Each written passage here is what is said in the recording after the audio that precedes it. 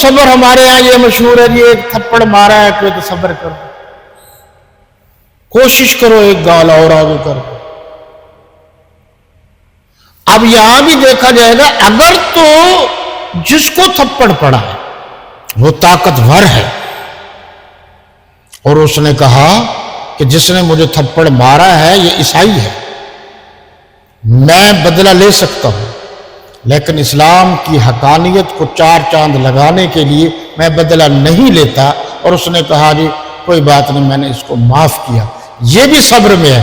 لیکن جس کے پاس طاقت ہی نہیں، استطاعت ہی نہیں، کمزور ہے، وہ کچھ بھی نہیں کر سکتا، اور وہ کہے میں تو جی بڑا صبر دا مظاہرہ کیتا، یہ کوئی صبر نہیں۔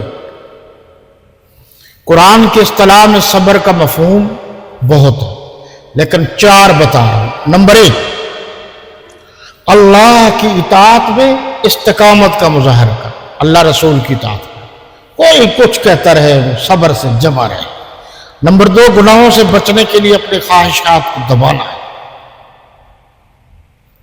نمبر 2، آپ دیکھیں جی گناہوں سے بچنے کے لیے خواہشات کو دبانا ہے۔ نمبر 3، تکلیفوں کو برداشت کرنا ہے، مصیبت آتی ہے، جب آپ دین کا کام کریں گے ہزارہ مسائل ہوتے ہیں، نہیں تو ایک سادہ سا مفہوم تو ہے نا کہ یہ فلاں پیسے کھا گئے، اور اگر پھر بھی کام نہ چلا چودھری صاحب کا، خان صاحب کا، وہ جو مسجد کا مدرسے کا بڑا ہے، پھر اگلا الزام بھی ہے کسی بچے کو سکھا دیا، تاکہ اس کو نکالنا ہے نا، پھر سارے سنتے تو چودھری صاحب کی ہے، غریب کی کون سنتا؟ کوئی بھی نہیں سنتا۔ ایک اور ہے کہ سرحد کی حفاظت کرنا، ملک کی سرحدات کی حفاظت کرنا اور ڈٹے رہنا، قائم رہنا، یہ بھی صبر میں۔ اسی طرح نظریاتی جو سرحدیں ہیں اس کی حفاظت کے لیے ڈٹے رہنا۔ ہمارے نظریات میں شامل ہے کہ اللہ کے نبی آخری نبی ہیں، حضور اکرم صلی اللہ علیہ وسلم کے بعد کسی کو نبی ماننا، رسول ماننا، معصوم ماننا، اور ایسا عقیدہ رکھنا کہ جس سے یہ ہو کہ نبوت کا مقام جو ہے اس کو حاصل ہے، یا نبوت کے اوصاف اس میں پائے جاتے ہیں، یہ صریح کفر ہے۔